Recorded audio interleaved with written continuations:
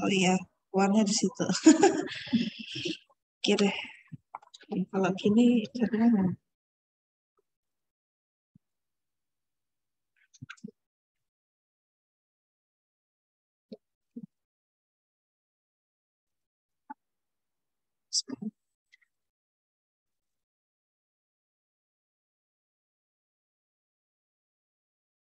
ini kalian kelihatan kan ini screen? Kelihatan, Bu. Oke, sekarang baru bisa. Oke. Karena kalian di sini, jadi ibu di sini aja lah. Oke, assalamualaikum warahmatullahi wabarakatuh. Selamat pagi semuanya. Ini udah setengah jam telat. Sebenarnya kalau mungkin apakah ada yang sudah pernah masuk kelas mikrotekniknya Ibu? Belum ya?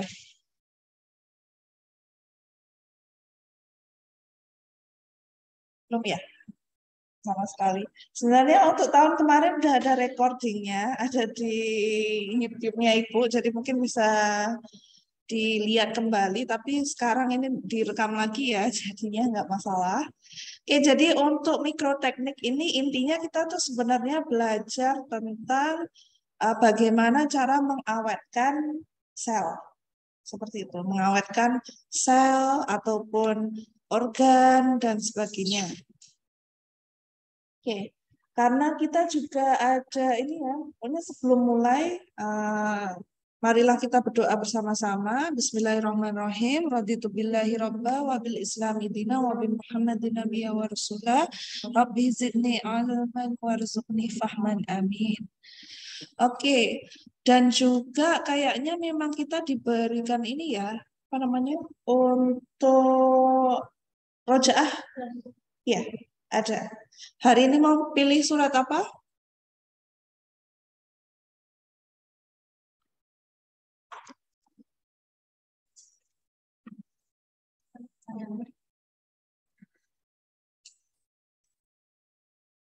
Hari ini mau ngerojaah apa coba? Oke, surat At-Tariq. Mungkin bisa ada yang memimpin di dalam Zoom ini, biar suaranya keluar di sini. Ada? Siapa? Yang cowok-cowok ini mimpin bareng-bareng, biar teman-temannya juga bisa rojaah bersama-sama. Tadi pilihan suratnya apa? At-Tariq ya? Siapa di sini yang mau memimpin? Azizan?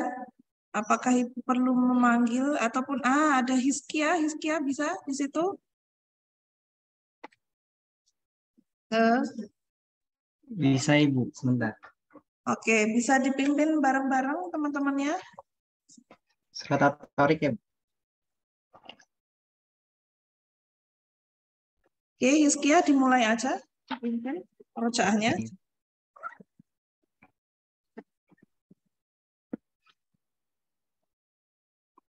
أعوذ بالله من الشيطان الرجيم. بسم الله الرحمن الرحيم. والسماء والطارق وما أدراك ما الطارق النجم الثاقب إن كل نفس لما عليها حافظ فلينظر الإنسان مما خلق خلق من ماء دافق يخرج من بين الصلب والترائب إنه على رجعه لقادر يوم تبلى السرائر فما له من قوة ولا ناصر والسماء ذات الرجع والأرض ذات الصدع إنه لقول فصل وما هو بالهزل إنهم يكيدون كيدا وأكيد كيدا مهل الكافرين أمهلهم رويدا صدق الله العظيم. Oke, baik. Terima kasih Hizkia untuk memimpin rojaah untuk hari ini. Oke, kita lanjutkan ke slide berikutnya. Next ya. Oke, jadi kira-kira apa yang kita akan pelajari hari ini adalah what will you learn today ya. Jadi able to understand and know the function of what is fixation, yaitu fiksasi ya, dan juga apa itu fixative ataupun fixatif ya, liquid or preservation concentrates. Kira-kira perbedaan fiksasi itu apa, fixatif itu apa. Nah, kemudian apa yang kita akan pelajari hari ini juga adalah what are the types of characteristics ya. Jadi apa jenis-jenisnya fiksatif dan juga faktor-faktor yang affect ya, that affects the fixation process yang mempengaruhi. Kemudian juga ada how to prepare fixative for fixation. Ya, ada dua istilah fiksasi untuk fiksatif lah istilahnya seperti itu. Oke, yang pertama kenapa kita perlu belajar tentang fiksasi? Apa? Kira-kira apa? Sebutkan aja, ngawur aja ya. Apa itu coba? Yang di Zoom juga bisa? Atau yang di sini ada 4 orang ternyata teman-teman kalian di sini. Jadi kayak private lesson ini. Oke, apa? 4 orang yang di sini. Fiksasi. Ada bayangan apa?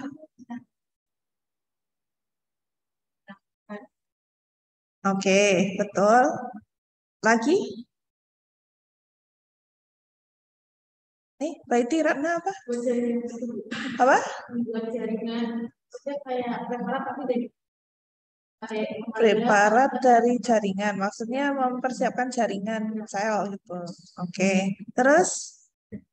Di sini 2 lagi nih. Jawab satu-satu. Ini karena jadi 4 orang jadi private lesson harus bisa jawab semua ini di sini. Apa lagi? Metode awal buat preparasi. Ada investasi, ada main-main, buat. Oke. Alright. Lady?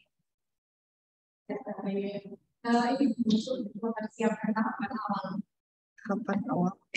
Oke, yang di Zoom ada yang mau memberikan jawaban ataupun kira-kira apa?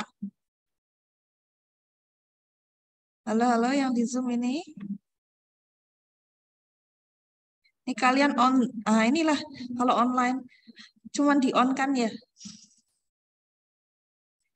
Ditinggal masak kah? Ditinggal apa ini? Tidak ada yang menjawab di Zoom. Mungkin itu untuk mempersiapkan apa tadi jaringan. Apa Hizkia yang kuat lagi? Persiapan untuk apa objek jaringannya gitu.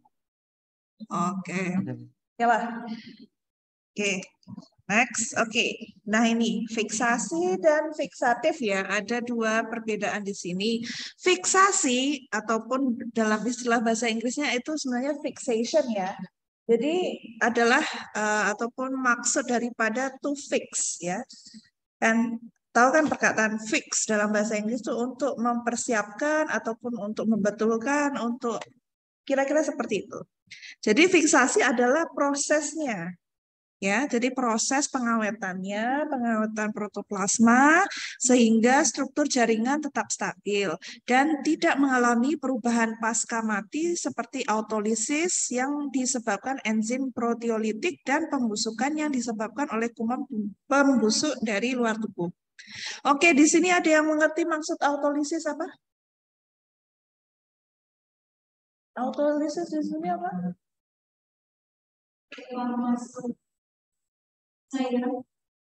Autolisis keluar masuk cairan. Yang lain? Ada jawaban?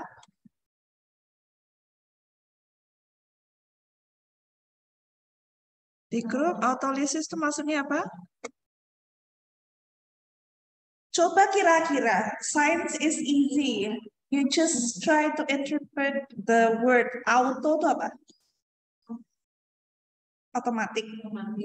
Berarti sesuatu yang dilakukan automatically kan? Lysis apa? Hah? Lysis. Kalian udah belajar lysis belum sih? Hah? Hah? Lysis apa coba kira-kira? Kalau dalam proses, kan pernah dengar kan sintesis, lysis, apa? Kalau lysis di molekuler itu apa maksudnya? Hah? Perombakan? Kok bisa perombakan apa? Kalau oke, lysis buffer, pernah dengar? Nah itu tujuannya apa? Lysis tujuannya apa? Lysis itu, lysis buffer itu. Kira-kira?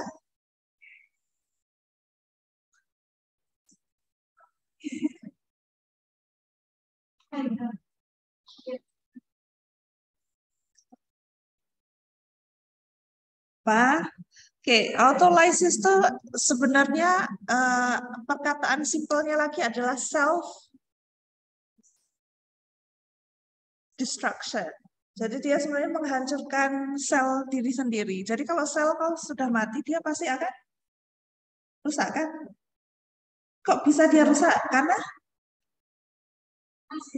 Hah? Karena apa? Sel itu rusak karena ada disebabkan oleh enzim proteolitik itu. Enzim proteolitik itu apa? Nah, berarti dari enzim itu mengeluarkan apa? Enzim itu akan menghancurkan protein. Kalau protein hancur, otomatis sel akan that's basically just that. Oke. Ya, proses autolisis adalah proses kematian sel ya, ataupun sel itu sendiri self destruct, self die, ya kira-kira seperti itu karena memiliki enzim proteolitik yang akan menghancurkan protein-proteinnya. Jadi otomatis sel juga mati. Ya, protein kan juga berfungsi. Contohnya kalau misalnya dalam proses genetika itu kan biasanya kan kita ada translation, ada transcription. Nah, tanpa ada protein yang untuk memproses itu kan nggak bisa berterusan. Ya, proses transkripsi DNA dan sebagainya. Jadi kalau itu tidak ada, pasti sel itu pasti akan mati. Kira-kira seperti itu ya, maksud autolisis dan enzim proteolitik.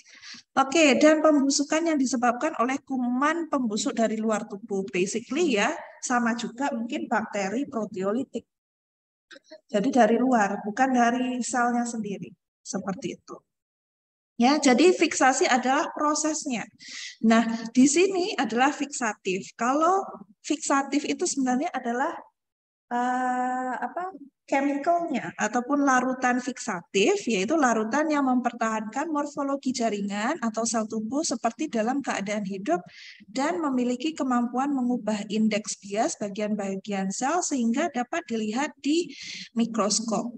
Oke, yang hijau-hijau itu Ibu tandai karena penting ya. Jadi larutan yang mempertahankan morfologi jaringan. Morfologi itu apa? Hah? Bentuk morfologi bentuk struktur tubuhnya, struktur sel ya, kurang lebih seperti itu.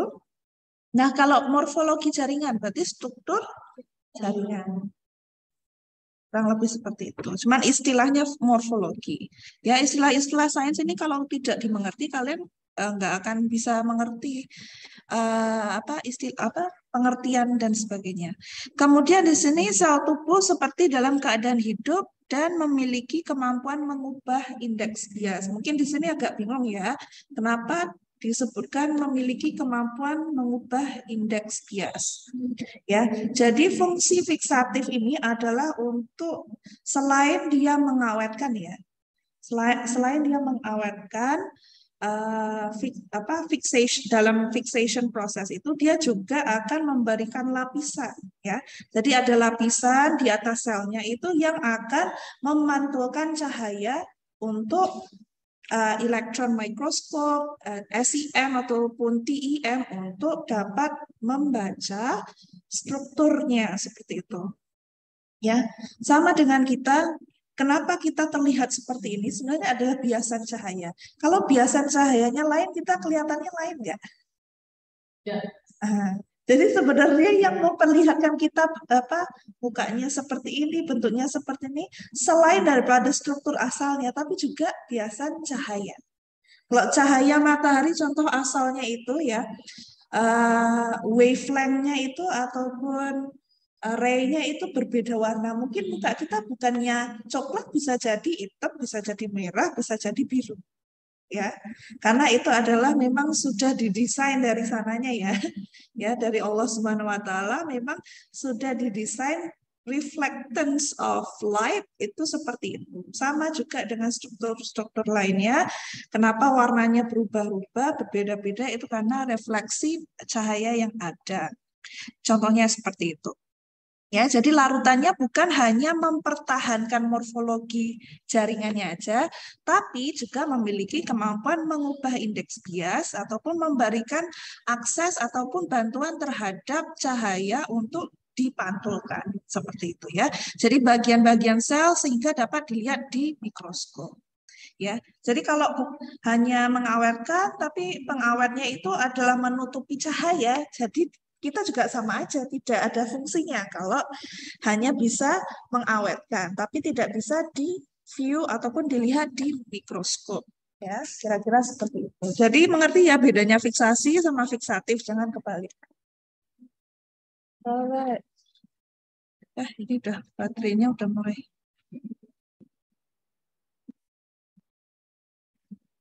Oke. Kita mulai yang pertama fiksasi ya. Tadi ada fiksasi, fiksatif. Oke, fiksasi itu berarti lebih ke arah secara proses kimia ataupun fisik ya, fisika ya, seperti itu. Jadi ada dua tipe fiksasi yaitu fisik dan juga kimia. Diingat ya.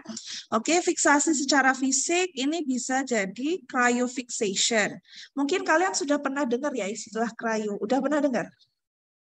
Contohnya apa? Contoh cryo yang kalian pernah dengar pakai cryo itu apa? Hah?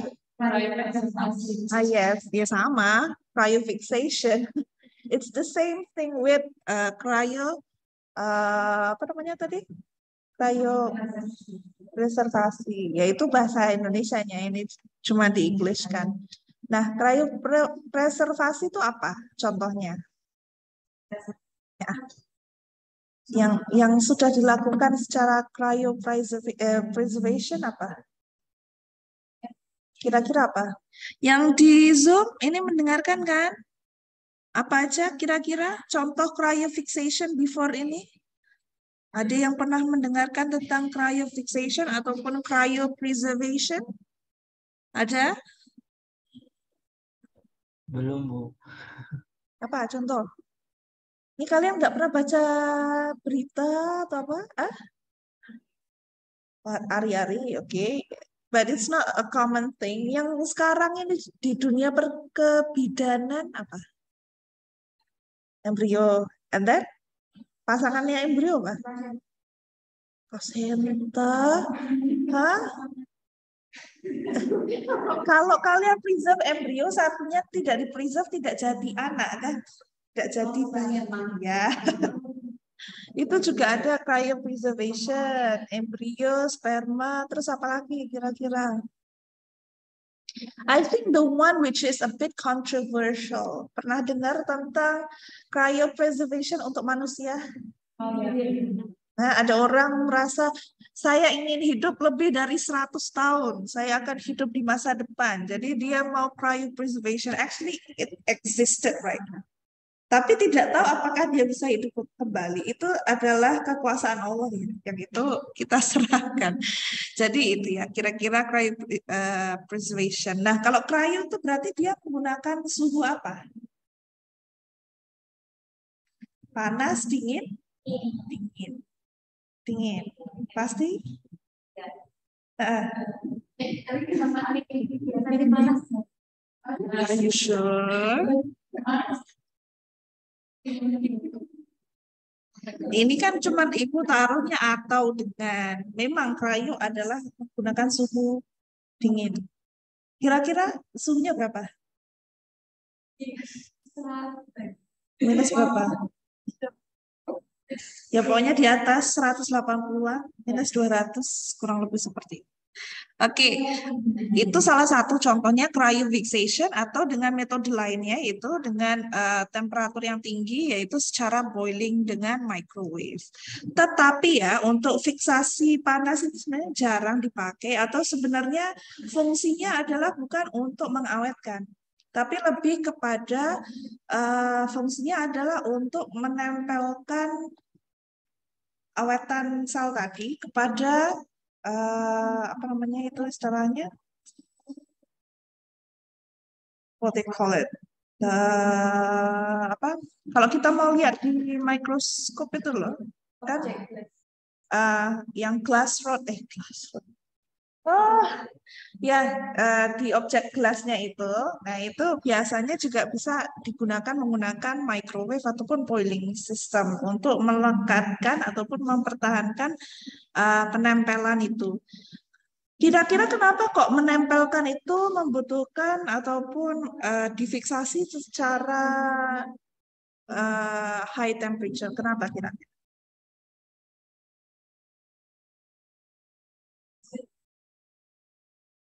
Logically gimana? Oke, kalau fiksasi menggunakan larutan dia basah kan? Kalau terlalu basah di atas glass slide itu gimana? Dia lari-lari nggak? Licin? Dia kering nggak? Nah, jadi panas itu fungsi fiksasi cara menggunakan microwave atau boiling itu adalah untuk melekatkan aja. Karena kan masih ada cairan. Jadi supaya lebih kering bisa disimpan lebih lama. Tapi orang biasanya tidak memakai, cukup pakai yang fiksasi larutan kimia sudah cukup. Karena kadang dikasih alkohol, jadi dia akan menguap sendiri airnya seperti itu.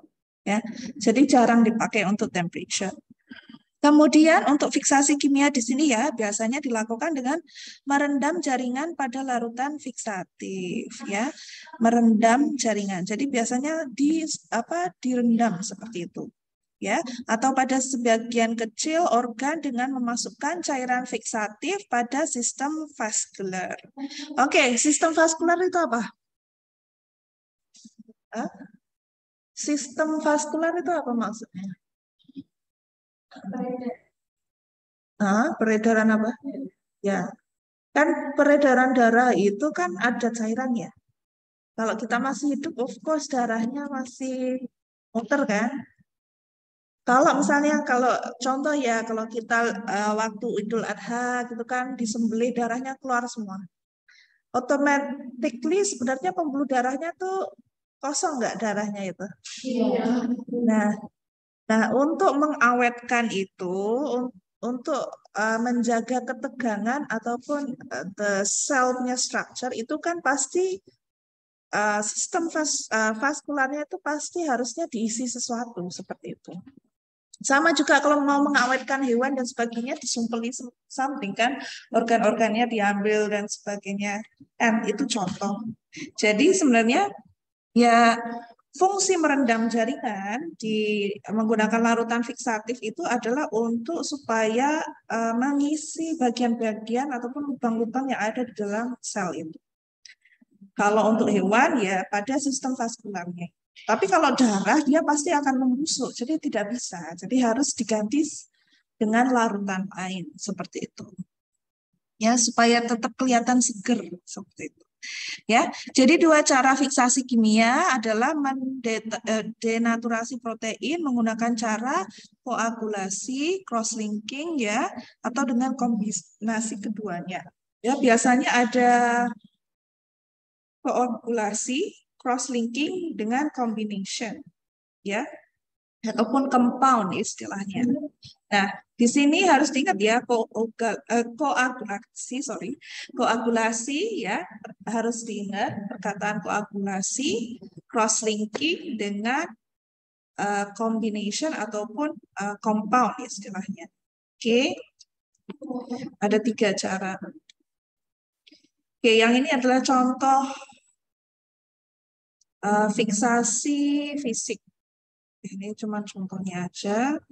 Fiksasi kimia, ya biasanya seperti ini ya. Jadi direndam itu. Kalau kalian pernah lihat movie-movie ataupun ya mungkin pernah ke museum apa gitu kan lihat yang direndam-rendam itu semua adalah larutan fiksasi.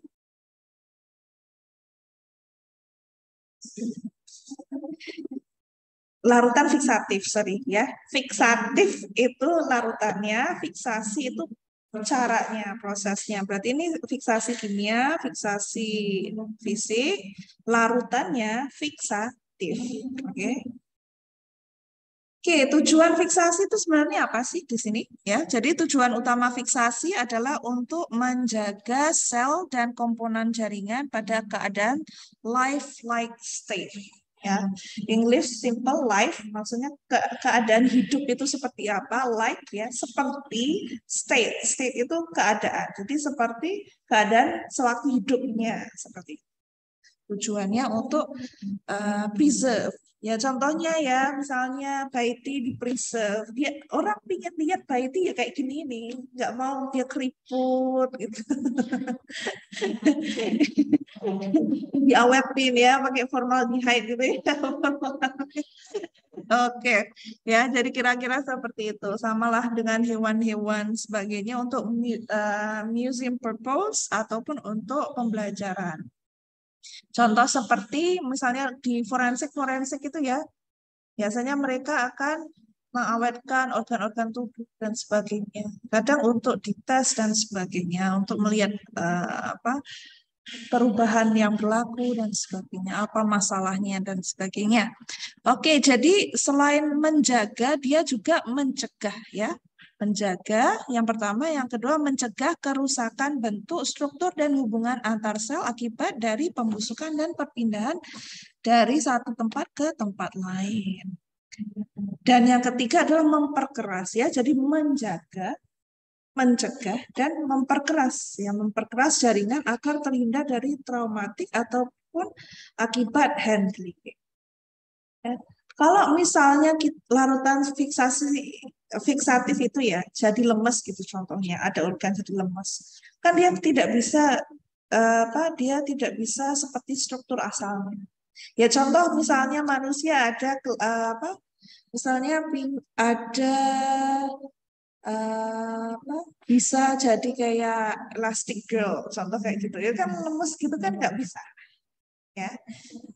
Jadi harus strong, kuat, seperti makanya kita ada bones and everything ya. Tapi karena kita dalam keadaan hidup, jadi oke. Karena selnya selalu bergerak, selnya berproduksi dan sebagainya. Dan banyak protein-protein yang mengekalkan kekencangan muka dan sebagainya. Apa biasanya yang biar muka kita kencang,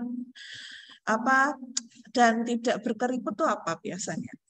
Kalian ini yang cewek-cewek ini, kalian pakai minum-minum apa itu namanya? Kolagen. Itu tujuannya untuk apa? Kolagen itu kalian tahu asal-asal aja kolagen. Oh, kolagen tujuannya untuk apa?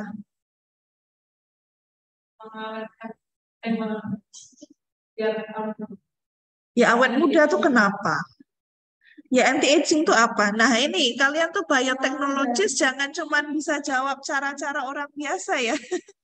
Anti-aging itu karena apa? Kira-kira oke, kalau orang anak bayi berkembang, dia kan berkembang pesat ya.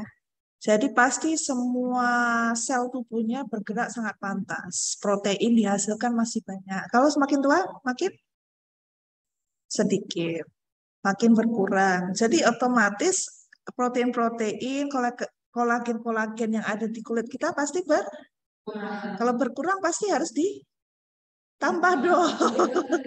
Makanya orang pakai kolagen biar awet muda. Anti-aging itu sebenarnya bukan karena anti-agingnya, cuman mengekalkan protein itu supaya dia tetap tidak berkurang. Oke, kira-kira seperti itu. Ya. Kemudian di sini ada rincian ringkasan metode fiksasi pada fiksatif yang berbeda. Ini beberapa contoh untuk hari ini just go through, tapi nanti kalian perlu baca, perlu diingat ya. Oke, kan tadi ada istilah koagulasi, cross-linking, sama compound ataupun combination ya. Oke, kalau koagulasi itu kira-kira itu seperti apa? Dia tujuan larutan fiksatif itu untuk koagulate itu seperti apa? Koagulasi itu apa? Apa yang berlaku ketika koagulasi? Istilah koagulasi itu seperti apa? Digambarkannya seperti apa?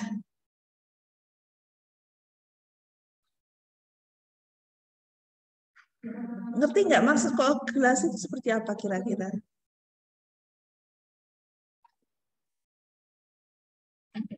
Oke, dikentalkan, diendap lagi. Oke, ini kan kalau yang masalah seperti ini semua adalah hubungannya sama protein ya. Ya, kalau hubungannya sama protein, kalau protein dikoagulasi, itu intinya dia seperti apa? Proteinnya itu berlaku apa? Apa yang berlaku pada protein? Coba tadi balik sini. Harus ngerti maksudnya. Nih, mendenaturasi protein. Ini denaturasi maksudnya apa di sini? Rusak?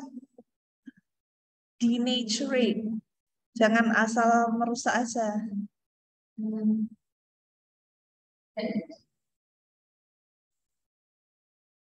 Denaturasi apa? Dia kebalikannya denaturasi apa? Naturasi. Sabrina. Ya, di sini yang di Zoom ini coba menjawab kebalikannya denaturasi apa? Halo. Ayo basic science-nya, come on. Guys. Di sini atau Ibu panggil ini namanya siapa di sini ya? Rifka? Rifka Amalia? Apakah Anda di situ? Halo, halo.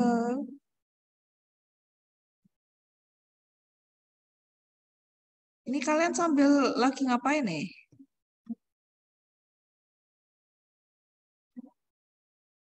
Oke ya, pastikan tahu ya kebalikannya denaturasi apa. Coba sekarang search. Apa? Ada teknologi buka-buka HP itu.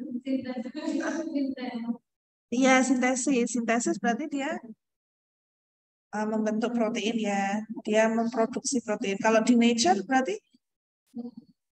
dia pecah-pecah. Ya kan? Dia terpotong-potong, dia denatured ataupun crumble down. Ya, jadi kalau yang strukturnya contoh ya, strukturnya tegang gini, tiba-tiba dia meleleh, dia jadi lemas dan sebagainya, itu denatured ya. Jadi denaturasi. Nah, dari denaturasi protein itu dia kemana? Kalau koagulate dia gimana tadi? Jawabannya apa? Menggumpal. Kalau menggumpal dia pasti berarti kan proteinnya nggak bisa dipakai lagi. Betul? Nah, itu adalah cara koagulasi. Fiksasi non-aditif. Istilahnya itu. Terus satu lagi ada cross-linking. Kalau cross-linking ini kira-kira apa? Istilah cross-linking itu apa? Apa, Mbak Iti? Cross-linking itu apa maksudnya? Cross within each other. Nah, dia cross dengan apa? Dia sebenarnya cross dengan DNA, nucleic acid. Jadi dia bergabung, dia sebenarnya apa ya? Ya kalau misalnya kita banyak benang terus dicampur-campur jadi satu gitu.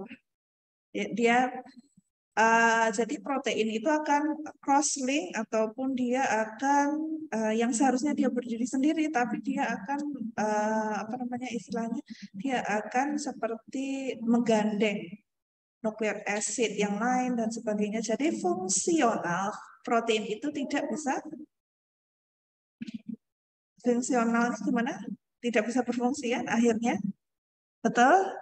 Oke. Sekarang udah ngerti kan beda koagulasi sama cross-linking apa? Coba di sini karena simpulkan perbedaan koagulasi sama cross-linking apa?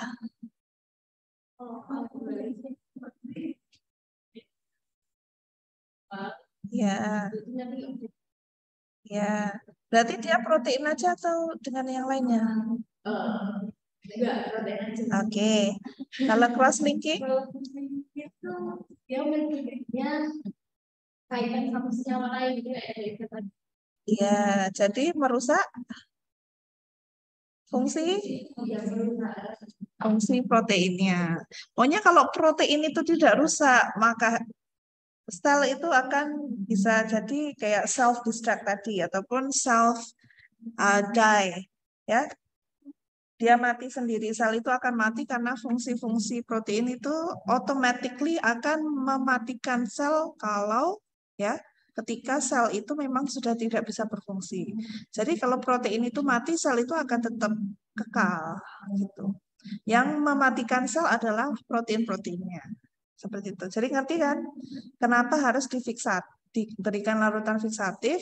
Adalah tujuannya untuk mengikat protein itu ya, untuk membendung ataupun mencegah protein-protein itu untuk merusak sel tadi itu, autolisis tadi ya. Nah, sekarang harus tahu apa bedanya yang contoh-contoh koagulasi cross-linking itu apa, seperti itu ya. Oke, di sini oke. Ini contoh di sini kelihatan kan? Ada fiksatif. Ini adalah beberapa nama larutan fiksatif ya di sini. Nah, lebih gampangnya kalau diingat itu larutan koagulasi itu biasanya adalah berkaitan dengan contohnya alkohol. Jadi alkohol, etanol, metanol itu semua kaitannya adalah masuk dalam metode fiksasi secara denaturasi ya, denaturasi ataupun koagulasi lah istilahnya. Ya. Kemudian cross-linking. Cross-linking itu kalau kalian diberikan pilihan, misalnya pilihan ganda, pokoknya ingatnya adalah belakangnya hide. Ya, formaldehyde seperti itu, glutaraldehyde itu adalah jenis-jenis fiksatif yang memiliki metode cara cross linking seperti itu, ya. Pokoknya yang dihyde ini di sini kelihatan kan ada para formaldehyde. Pokoknya belakangnya hide itu pasti dia masuk kategori cross linking. Oke, itu mengingatnya seperti itu. Contohnya. Ini ada yang Boyens, Carnoys, ini Zenkers, ini semua adalah nama-nama yang menemukan larutan tersebut. Ya, jadi nanti kalian sampai rumah itu pastikan coba dicek itu kandungannya apa. Oke, kita lihat di sini B5. Kenapa dia masuknya kategori denaturasi? Karena dia ada merkuri klorida, sodium asetat, formaldehyde-nya cuma 4% ya di sini. Jadi dia masuk kategorinya denaturasi karena persentage-nya ataupun dia sebenarnya hanya sedikit formaldehyde. Tapi di sini ada merkuri klorida. Formaldehyde itu fungsinya dia untuk yang mengawetkan, tapi dia adalah sebagian dari campuran seperti itu. Nah, kalau merkuri klorida dan sebagainya nanti Ibu akan share ada slide ya YouTube punyanya dokter apa itu nanti di situ ada dijelaskan perbedaan crosslink juga dengan koagulasi bisa dilihat di situ ya nanti sampai rumah belajar lagi. Kemudian ada Boyens di sini ya ada denaturasi dan juga bisa dimasukin kategori crosslinking. Kalau kita lihat di sini kenapa dia bisa masuk kategori denaturasi tapi juga crosslinking. Nah, di sini kalau kita lihat kandungannya ada 25% of the 37% larutan formaldehyde, 70% picric acid, and 5% acetic acid. Ya. Nah, acid ini sama juga dengan kategori yang etanol itu. Dia masuk kategori koagulasi ataupun denaturation itu, denaturasi ya. Jadi karena dia ada percampuran dua itu, makanya dia adalah sebenarnya menggunakan metode denaturasi dan juga cross linking. Which means it's actually more towards combination. Ya, kan ada 3 ya tadi, koagulasi sendiri, cross-linking sendiri, dan juga ada yang kombinasi. Kombinasi which is the denaturasi dan juga cross-linking, ataupun koagulasi istilahnya. Di sini juga ada karnoy ya, karnoy denaturasi. Nah ini kalau dilihat dari sini, persentasenya di sini berapa? Ada etanol, kloroform, sama glacial acetic acid ya. Jadi etanol, acetic acid ini masuk dalam kategori koagulasi ataupun denaturasi tadi. Oke, jelas? Tahu sekarang cara membedakan gimana? Clear nggak? Oke, kalau etanol itu masuk kategori apa? Oke, kalau yang dihydrate belakangnya itu apa? Cross-linking. Kalau ada keduanya, kombinasi. Oke, ya. Jadi bisa lebih jelasnya seperti itu. Kita lihat di glutaraldehyde di sini itu persen dari glutaraldehyde dalam air ya, karena dia memang hanya glutaraldehyde di sini. Betul? Ya, jadi dia masuknya kategori cross-linking. Ada metacam denaturasi karena ada apa di sini, coba lihat, metanol 60%, kloroform dan glacial acetic acid, jelas dia masuk denaturasi. Ya, jadi setelah ini lebih gampang lah kalian mengingat, misalnya dikasih ini, oh ini teknik apa ya, jadi lebih mudah kalian mengingatnya. Alright. Neutral buffered formalin NBF. Ini pasti udah jelas dia formalin ya, jadi cross-linking seperti itu. Paraformaldehyde cross-linking ya.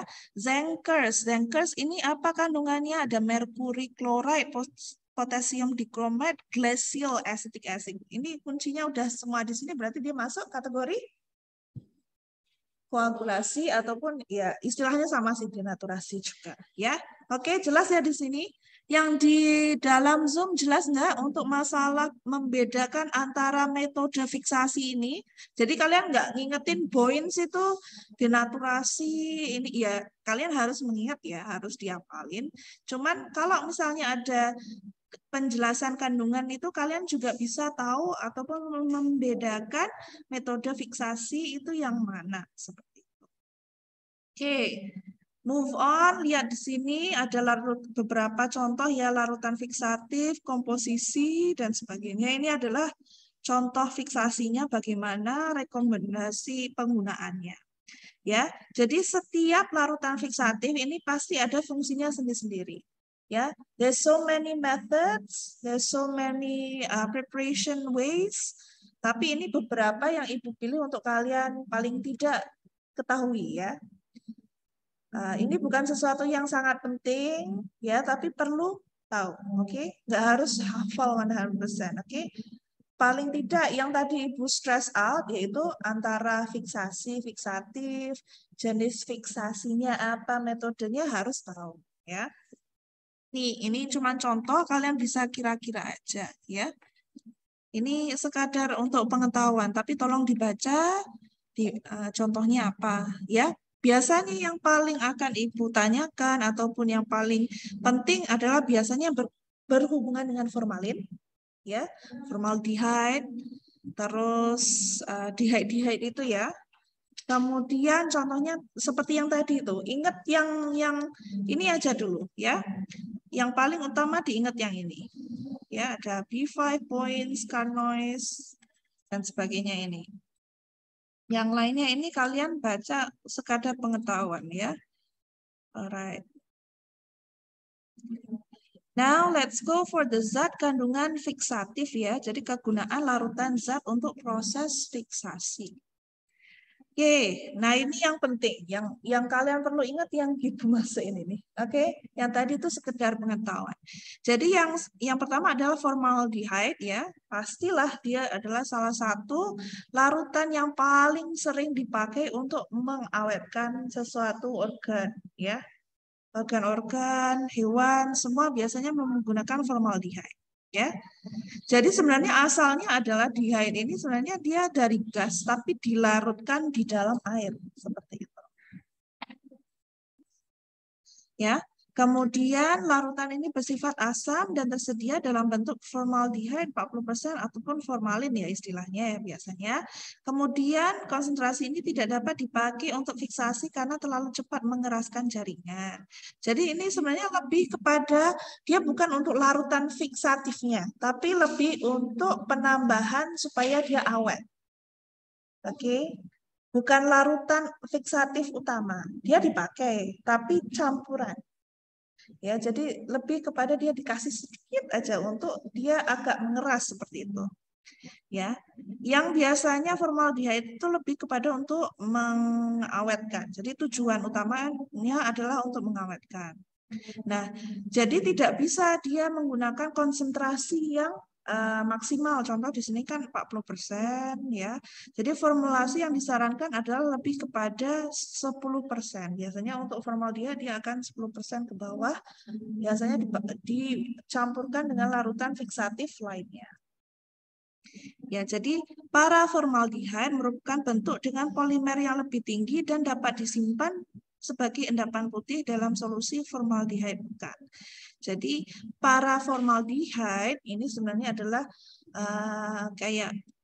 jadi seperti lebih kepada endapan ya. Jadi kayak larutan tapi dia mengendap. Jadi bisa kalau misalnya mau dicampurkan ke larutan fiksatif dia bisa diambil sedikit gitu. Ya, kira-kira kayak serbuk, tapi yang sebenarnya bukan serbuk, tapi lebih kepada endapan seperti itu. Oke. Nggak harus dihafalkan maksudnya ini, tidak usah, cuman untuk mengetahui formaldehyde itu tujuannya untuk apa. Kemudian yang paling larutan yang daya dehidrasinya itu kuat dan menyebabkan pengerasan dan pengarutan jaringan adalah menggunakan alkohol. Ya, jadi alkohol ini sebenarnya adalah satu kategori paling besar ya alkohol ya istilahnya alkohol. Tapi sebenarnya alkohol itu ya etanol, ya metanol, ya propanol itu adalah kategori alkohol. Alkohol itu bukan dia berdiri sendiri ya. Bukan berarti alkohol itu adalah jenis salah satu jenis selain etanol, metanol. Alkohol itu sebenarnya the big name ya. Jadi kalau kalian misalnya kan alkohol gitu kan, sebenarnya alkohol itu sebenarnya etanol.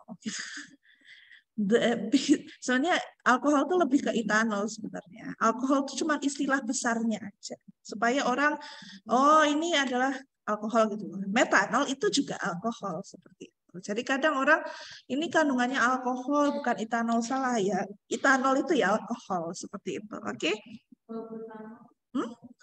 Ya pokoknya yang belakang all itu masuk dalam kategori alkohol. Sains itu seperti itu. Dia nama itu adalah untuk pengelompokan. Ya, kalian belajar enzimologi semua itu kan ada pengelompokan kan. Nah, sama juga dengan istilah nama-nama kimia. Nah, kalau kalian belajar kimia alkohol itu pokoknya pasti ada OH-nya ini, belakang ini.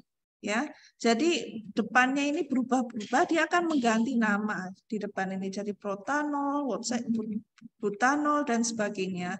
Yang membuatkan ol itu adalah kata OH di dalam atau bukan kata ya, lebih kepada struktur OH-nya ini yang ada di dalam chemical composition-nya.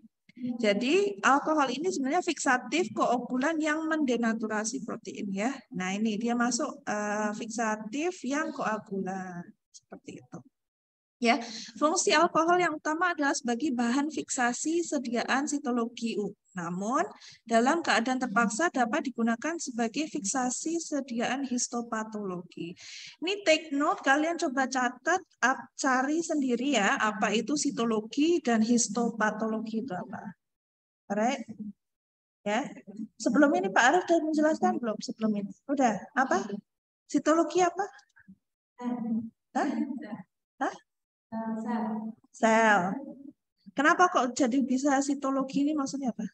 Pepecahan katanya ini ah? Oke. Oke, if you know about biology, itu apa maksudnya? Hah? Ologi itu maksudnya apa? Maksudnya apa? Mempelajari ya. Nah, nama ologi itu mempelajari. Jadi jangan bingung, itu semua pokoknya ologi itu mempelajari ya. Dia mengkaji mikrobiologi ya, biologi, ologi itu adalah kayak mempelajari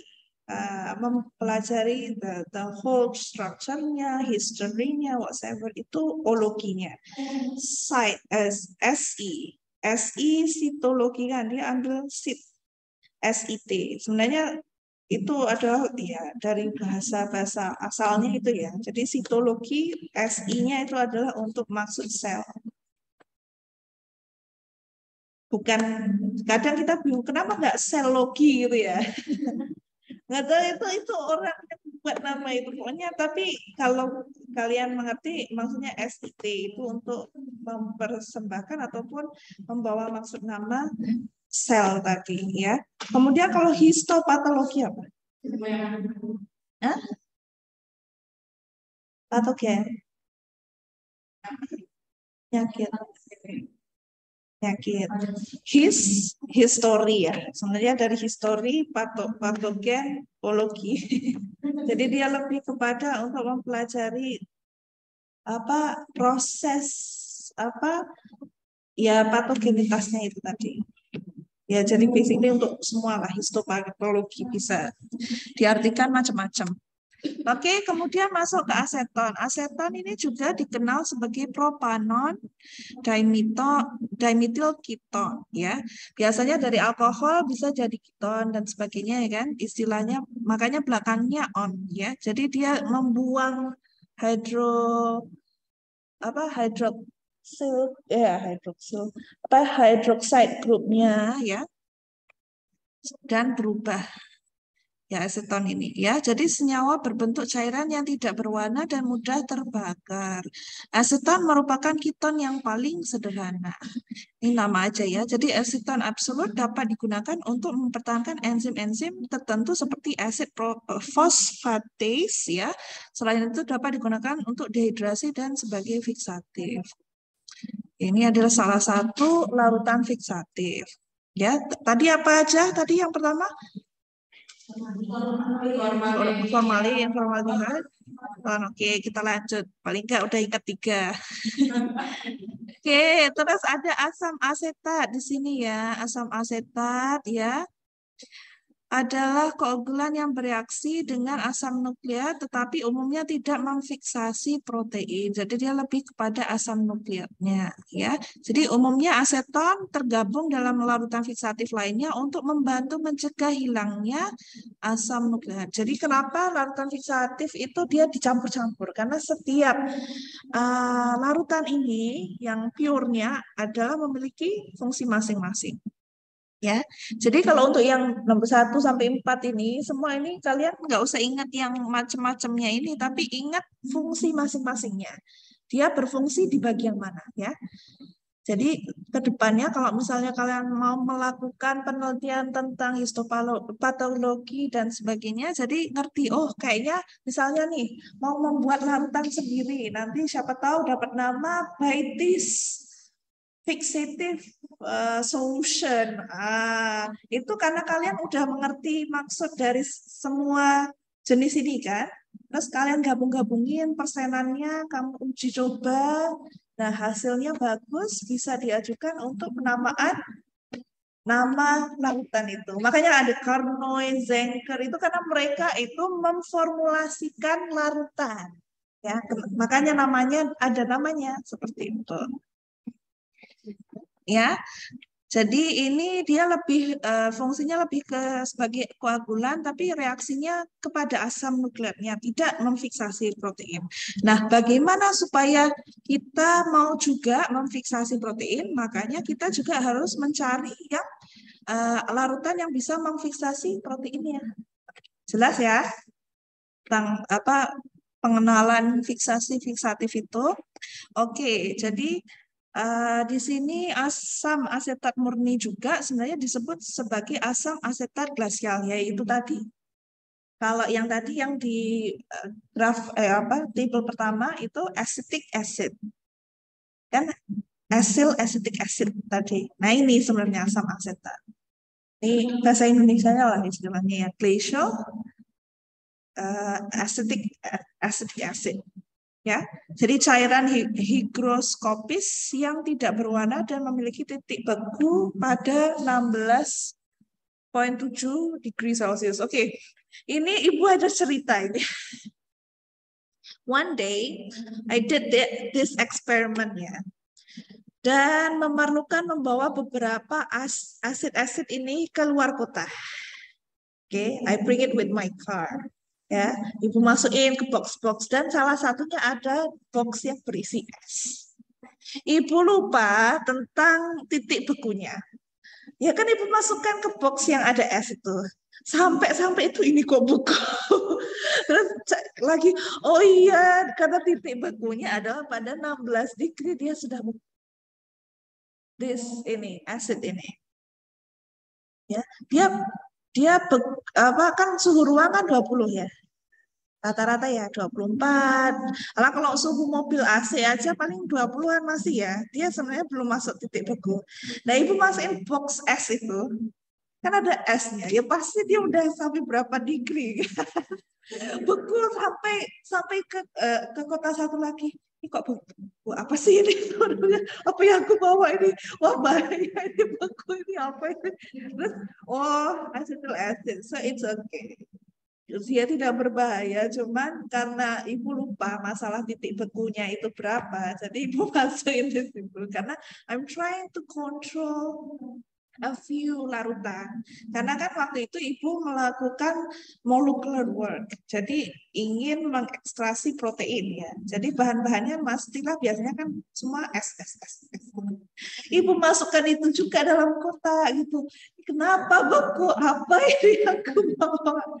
Tapi untungnya dia hanya beku, dia tidak meledak dan sebagainya, bahaya itu. Oke, jadi itu ceritanya. Jadi you should know ya, kalau misalnya kalian bawa acetic acid kemana gitu, jangan masukin tempat-tempat yang dingin. Nanti dia beku. But there's no problem with that. Just let it out pada suhu ruangan, nanti dia meleleh sendiri. Seperti itu. Ibu waktu itu terkejut lupa kalau acetic acid ini, glacial acetic acid ini ada memiliki titik beku pada suhu 16. Ini kan tinggal didinginin dikit aja masuk kulkas bentar dah beku kan.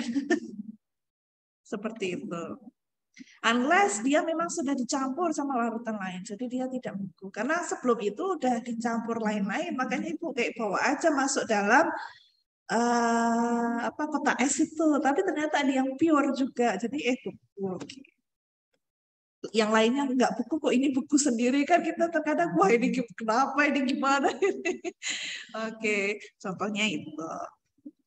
Oke, kemudian kita masuk ke asam kromat ya. Jadi asam kromat biasanya digunakan sebagai cairan fiksasi dengan konsentrasi kurang lebih 0,5 sampai 1 ya. Dapat mendenaturasi protein pada jaringan agar cairan berwarna dapat terserap ya. Nah, ini bisa untuk mendenaturasi protein. Berarti tadi bisa digabungkan sama apa tadi? Yang tadi cuman bisa dia bisa memfiksasi nucleic acid tadi apa? Cat enggak? Hah? Apa tadi? Balik lagi sini. Asam asetat, glacial acidnya itu. Oke. Baru aja. Oke, kemudian ini juga baik digunakan untuk memfiksasi lemak, mitokondria, badan Golgi, dan glikogen. Kalau benar-benar kalian memahami ya tentang larutan-larutan fiksatif itu, kalian benar-benar bisa membuatkan larutan fiksatif sendiri. Bioteknologi Unisa larutan fiksatifnya diajukan ke paten atau apa ya misalnya. Tapi pastikan campuran larutannya itu emang itu, kalau ada yang sama ya tidak bisa. Ya, seperti itu. Ya, jadi ini lebih fokus kepada jaringan-jaringan lemak, mitokondria, badan Golgi, glikogen. Ya, jadi sifat asam kromat ini sebagai cairan memiliki daya penetrasi yang lambat, tapi tidak mengkerutkan jaringan. Ya, jadi setiap larutan ada fungsinya sendiri. Kalau alkohol dia lebih agak cepat ya, dia untuk mengkerutkan. Tapi kalau asam kromat dia slow. Ya, tapi mungkin dia akan menggunakan waktu yang agak lama supaya dia bisa penetrate into the cells seperti itu. Tapi dia kemungkinan besar dia akan menghasilkan jaringan yang bisa terawetkan dengan baik seperti itu. But it takes time. Ya, jadi kadang kita kalau misalnya mau menggabungkan beberapa larutan itu pasti ada pro and cons-nya. Alright, kemudian ya itu paling utama yang tadi itu paling tidak sudah mengetahui. Sekarang masuk ke faktor-faktor yang mempengaruhi proses fiksasinya. Right? Oke, faktor yang mempengaruhi proses fiksasi ya. Satu adalah konsentrasi ion hidrogen pH-nya ya. Jadi fiksasi sebaiknya dilakukan dengan pH netral. Ya. Kenapa harus netral? Karena kalau misalnya dia acid ya ataupun keadaan dia pada keadaan hipoksia pada jaringan, maka bisa menurunkan pH sehingga harus ada fungsi buffering pada cairan fiksatif untuk mencegah keasaman yang berlebihan. Samalah apapun ya, kalau ada asidnya berlebihan atau terlalu alkali, dia bisa kembang, dia bisa pengecut gitu ya. Jadi kalau bisa we make the pH at stable. Ya, kemudian ada formalin yang biasa digunakan sebagai buffer dengan fosfat pada pH 7 ya. Ini untuk menghindari penyusutan hipertonik dan pembengkakan hipotonik. Tahu ya? Hipertonik, hipotonik, enggak apa. Oke, kita bentar nunggu azan selesai.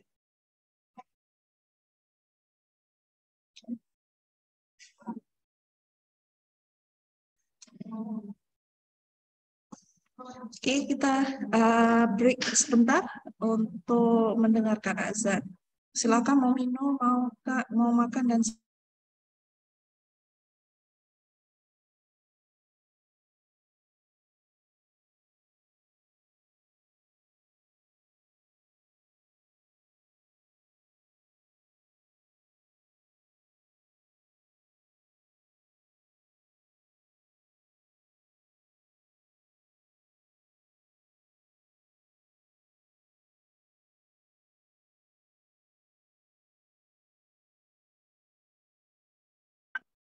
Bu, masih di mute.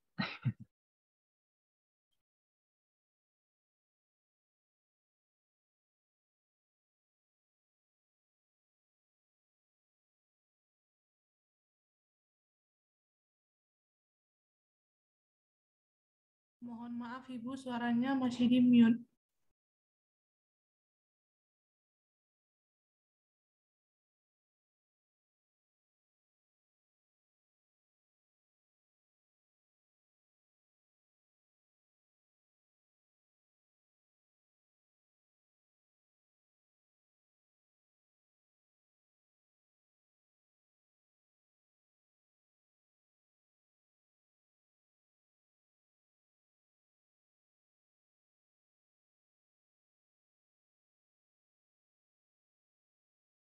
Mohon maaf Ibu, suaranya masih di mute Bu.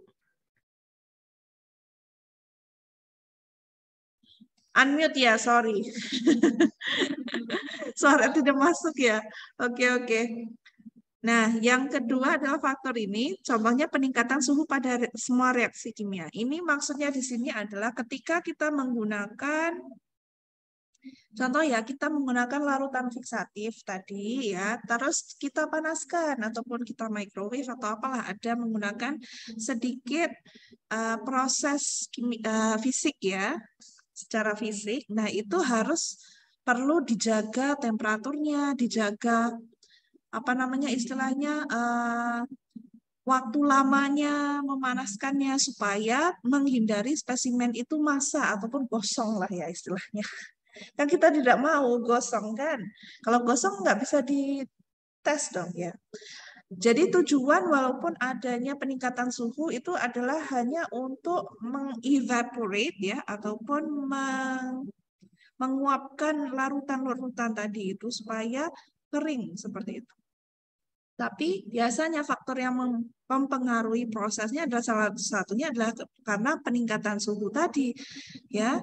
Jadi suhunya terlalu panas, terlampau panas, ya. Jadi fiksasi untuk mikroskop cahaya secara rutin dilakukan pada suhu kamar. Ya, jadi selain daripada proses pemanasan tadi juga ketika kita melakukan yang namanya testing ya di bawah mikroskop, pastilah harus di suhu yang stabil. Maksudnya tidak terlalu dingin, tidak terlalu panas ya. Jadi cukup pada suhu kamar saja.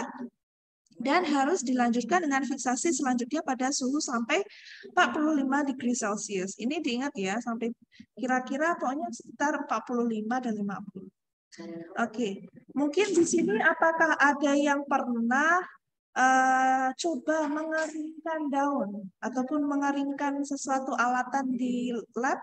Sudah pernah? Glassware dan sebagainya kalian taruh pada suhu berapa? Belum pernah ya? Kadang tuh biasanya kalau untuk sekadar mengeringkan biasanya ya apa aja sih sebenarnya daun dan sebagainya itu cukup pada sekitar suhu 45 sampai 50 aja. Kadang kita bersihkan ya, kita cuci daun dan sebagainya, kita keringkan.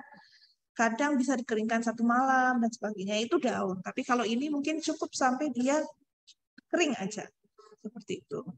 Ya, jadi kalau peningkatan suhunya itu waktunya berlebihan ataupun melebihi suhu yang diharuskan, maka akan mempengaruhi proses fiksasi tadi. Oke. Proses fiksasi biasalah, ada pH ya tadi, kita ulang kembali. Ya, ada pH, kenapa alasannya pH, ya. Dan kemudian suhu alasannya kenapa? Kalau faktor itu bisa mempengaruhi, ya. pH, suhu, biasalah semua faktor-faktor pasti kurang lebih itu ya, sama kan? Cuman alasannya apa kalian harus ketahui.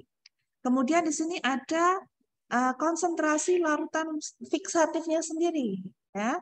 Jadi harus disesuaikan sampai ke tingkat serendah mungkin untuk menghemat dan dalam membuat cairan fiksatif.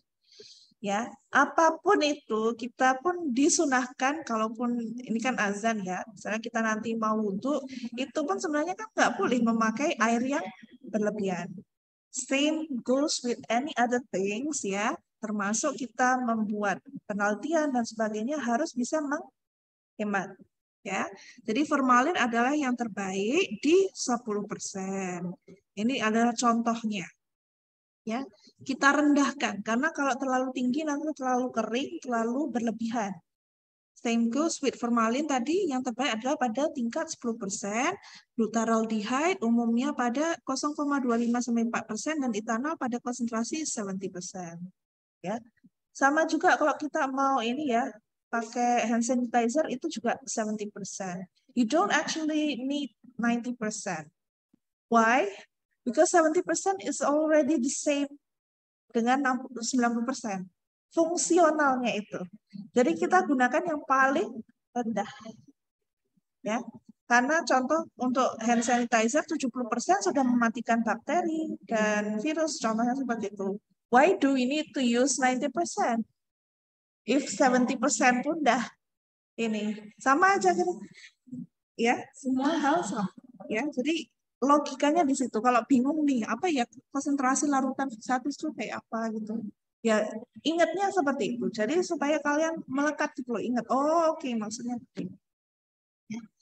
Kemudian konsentrasi terlalu tinggi dapat mempengaruhi jaringan sel dan menghasilkan artefak serupa pemanasan berlebihan.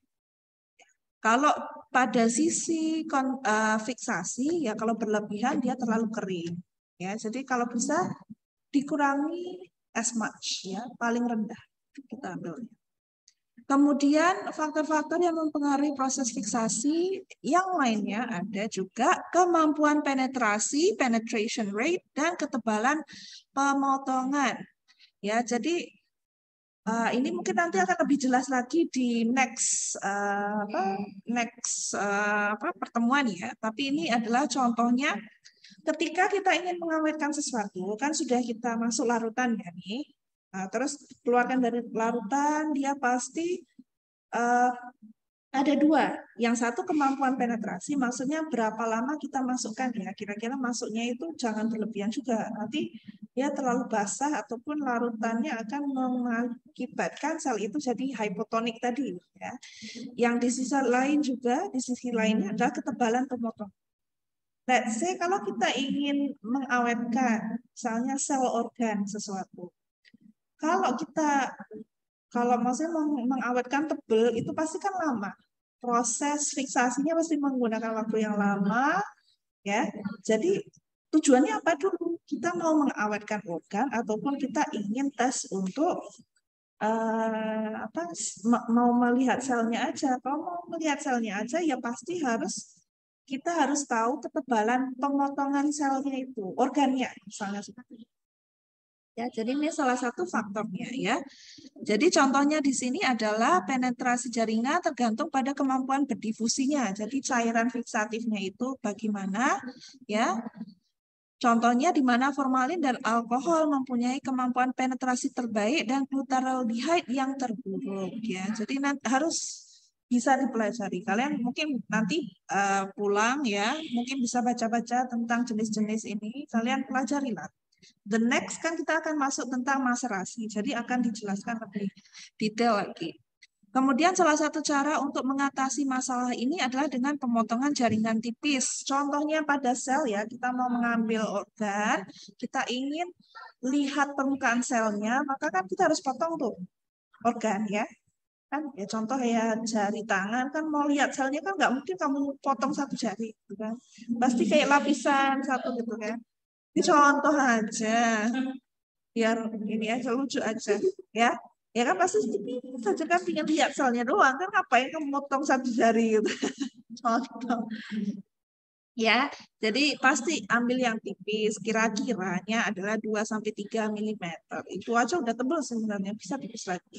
Seperti itu, ya. Terus adalah beberapa faktornya. Kemudian ada faktor lain yang mempengaruhi prosesnya adalah volume larutannya dan juga rasio yang tinggi ya. Untuk volume larutan adalah penting bagi menstabilkan jaringan sel ya. Jadi volume itu diperlukan. Ya, kalau misalnya contoh kita masukin ke dalam air gitu ya, satu sel, ya nggak satu sel sih, maksudnya potongan organ gitu kan, dalam kayak beaker gitu.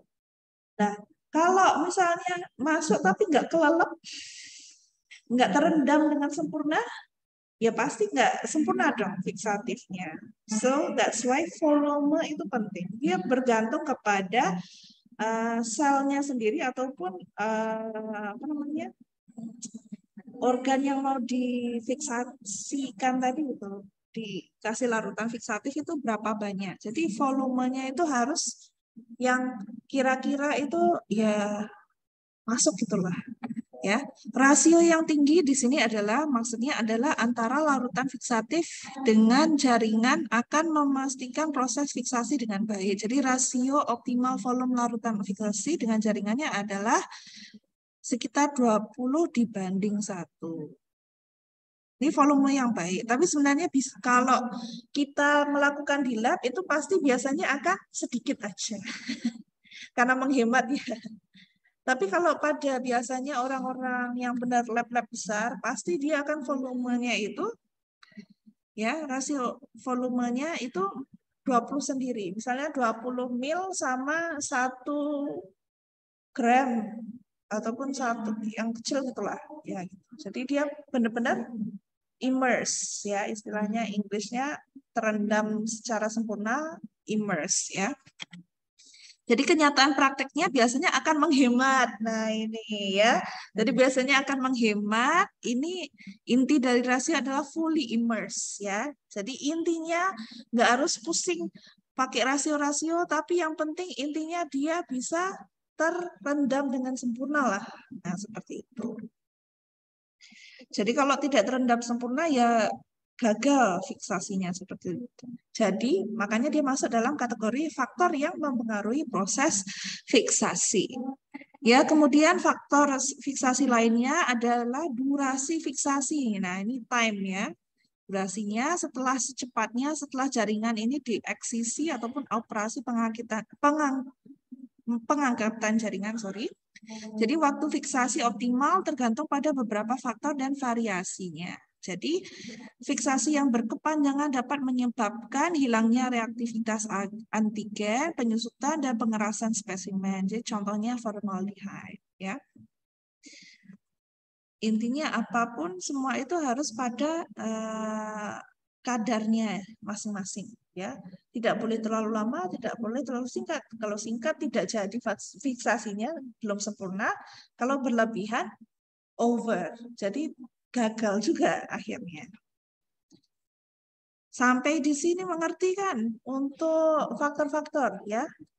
Kalau kalian mengerti, jawab apa aja bisa. Nah, biasanya Ibu akan masukkan misalnya kalau ujian gini ya, faktor-faktor proses fiksasi terangkan. Nah, itu 10 marks contoh gitu ya. Kalian harus bisa menjelaskan dong faktornya apa aja, kenapa faktornya itu ya. Oke. Nah, itu nanti dibaca kembali, Ibu akan masukkan dalam lensa. Oh, ada chat. Oke, yang tadi itu ya masih mute. Kemudian tahap pembuatan preparat. Nah, ini adalah 7 tahapan pembuatan preparat. Ini harus diingat dan dihafal. Yang pertama fiksasi, ataupun maksudnya adalah ya proses utamanya harus memilih larutan fiksatifnya. Dipilih dulu. Larutan fiksatifnya disiapkan, intinya seperti itu. Kemudian kita masuk trimming, ya trimming itu misalnya kita mau memfiksasi organ seperti itu kita potong, ya kita potong sekecil mungkin, ya jadi menjadi tissue cassette ini. Nanti akan dimasukkan dalam satu kayak apa namanya kayak keranjang kecil ya, nggak keranjang sih kayak satu tempat itu loh. Kalau misalnya kalian punya alat-alat elektronik atau pakai SD card dulu kan ada kayak tutupnya gitu kan. Kayak ada tempat covernya itu. Nah, kira-kira seperti itu. Sama juga kalau kita juga ada covernya seperti itu.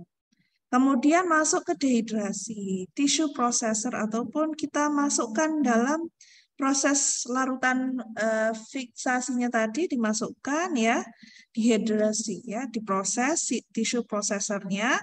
Embedding itu nanti di blocking. Contoh kalau organ itu nanti dimasukkan dalam satu blocking parafin ya untuk dipotong lagi lebih kecil.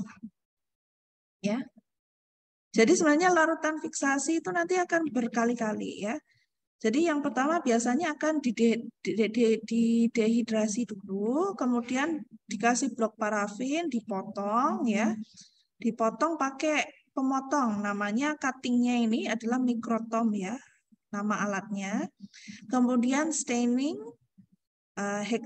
hematoxylin eusin, ini contoh stainingnya. Kemudian ada mounting, cover slip ya, cover slipnya examine ini. Ya, nanti setelah sudah setipis-tipisnya sudah di stain baru akan di-mounting, ditaruh di cover slip dan dilihat di bawah mikroskop. Ini adalah tahap pembuatan preparatnya. Oke, jadi fiksasi, trimming, dehidrasi, embedding, cutting, staining, mounting. 7 ini harus hafal. Oke. Ini nanti akan kita bahas di next session. Ini cuman ini adalah kurang lebihnya seperti ini ya. Jadi, nah ini misalnya dari organ tadi dipotong dulu, masuk fixation ya, masuk larutan fiksatif, larutan fiksatif, and then masuk dehydration proses ya, pokoknya dikeringkan, dicampur-campur supaya dia kering gitu. And then clearing ini kadang biasanya dimasukkan dalam aqueous atau apa gitu untuk menetralisirkan.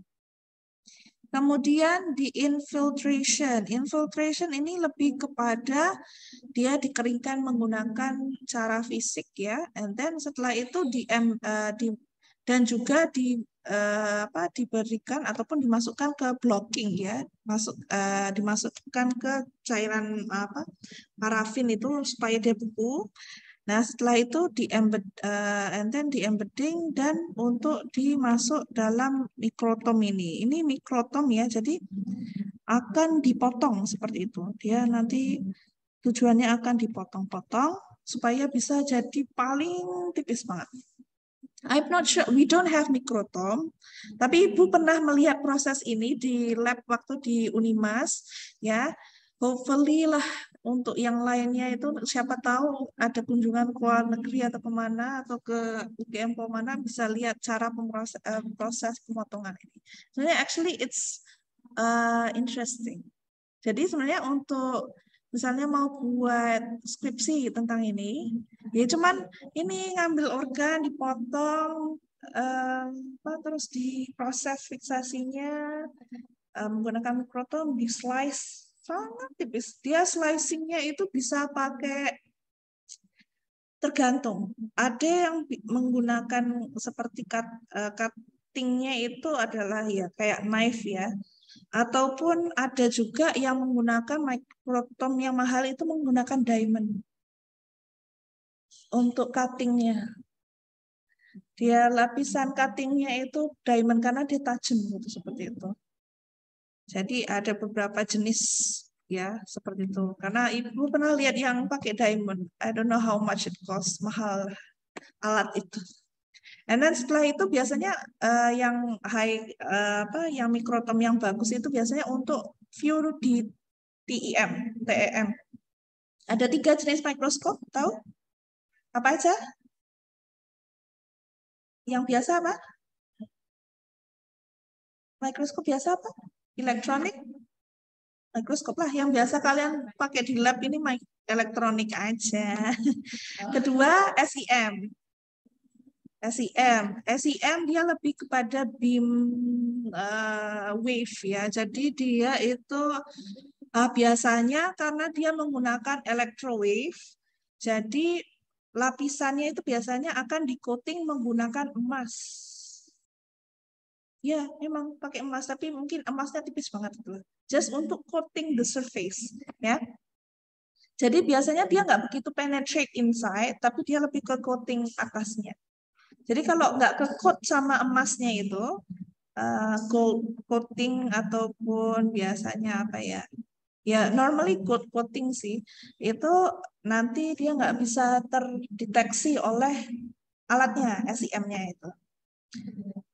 Nah, terus satu lagi adalah yang paling high level adalah TIM. Nah, TIM itu biasanya menggunakan mikrotom ini. Untuk ya sama juga si SEM juga menggunakan mikrotom untuk dipotong sehalus-halusnya. Jadi bisa penetrate sampai dalam. TIM itu harganya berapa ya? I could say ratusan miliaran, I'm not sure. Tapi mahal, benar-benar mahal. Itu alatan nggak sembarang kampus ada biasanya. Biasanya kalau di Malaysia tuh di kampus-kampus yang memang negeri gitu ya. Kalau di sini nggak, I'm not sure apakah TEM ada di UGM atau enggak. Tapi nanti maybe I'll try to look up supaya who knows one day we can go and see ya, biar kalian bisa lihat sendiri. Ya makanya namanya bioteknologi itu sama engineering itu sebenarnya deket ya. Engineering sebenarnya ilmu engineering, kalau misalnya kalian melakukan riset di engineering, itu bukan berarti kalian harus belajar fisika, tidak. It's actually the same thing. Kalian buat biotech, tapi dengan alatan high-end class, maksudnya high-end instrumen, ya seperti TIM, SEM itu, karena alatnya itu. Jadi lebih fokusnya adalah bagaimana cara menggunakan alatnya, terus fokusnya berapa, depth of zoomnya pada selnya itu berapa. Jadi lebih ke itu sebenarnya. Dan bukan berarti terus kalian belajar ilmu kalkulus itu tidak, ya. Ya kalau belajar engineering-nya iya harus, tapi kalau udah risetnya udah nggak begitu menggunakan itu. Unless you are actually making the device. Ya, kalau kamu membuat alatnya itu. Seperti itu. Oke, nah itu kurang lebih untuk hari ini. Itu brief untuk yang tahap pembuatan preparatnya ada 7 tadi ya. Kembali kita cek lagi supaya ingat ada fiksasi, trimming, dehidrasi, embedding, cutting, staining dengan mounting. Ya, alatnya yang dipakai apa untuk cutting? Mikrotom. Di view di bawah apa? Mikroskop. Nah, tapi setelah ini jangan bilang mikroskop doang dong. Mikroskop apa dulu, Bu? Gitu loh, expert dikit. Bisa Bu pakai elektronik, bisa pakai SIM ya. SIM kepanjangannya apa? Mikroskop. Ya, terus TEM? Oke, itu ya diingat-ingat nama-nama mikroskop. Ya, mungkin kalian sekarang belum menggunakannya, tapi kalau kalian ingin ke luar negeri dan sebagainya, have to know that. Karena biasanya mereka apa namanya, skripsiannya, penelitiannya sudah menggunakan high-end technology, ya. Jadi harus tahu juga, oke? Alright, untuk hari ini cukup sampai di sini saja ya. Terima kasih semua untuk hadir. Ibu udah absenkan semua, tapi next time tolong ya absen sendiri. Nanti Ibu cek. Alright. Oke, terima kasih semua untuk hari ini. Kurang lebihnya dari Ibu, mohon maaf juga kalau ada kurangnya dan sebagainya. Nanti semua Ibu akan masukkan ke lensa ya. Untuk hari ini tidak ada tugas dulu. Tapi next session, yes, ada quiz. So make sure you study on this ya. And then that's all for today. Kita akhiri sesi hari ini dengan hamdalah, alhamdulillahirobbilalamin. Wabillahi taufiq wal hidayah. Wassalamualaikum warahmatullahi wabarakatuh. Waalaikumsalam warahmatullahi wabarakatuh.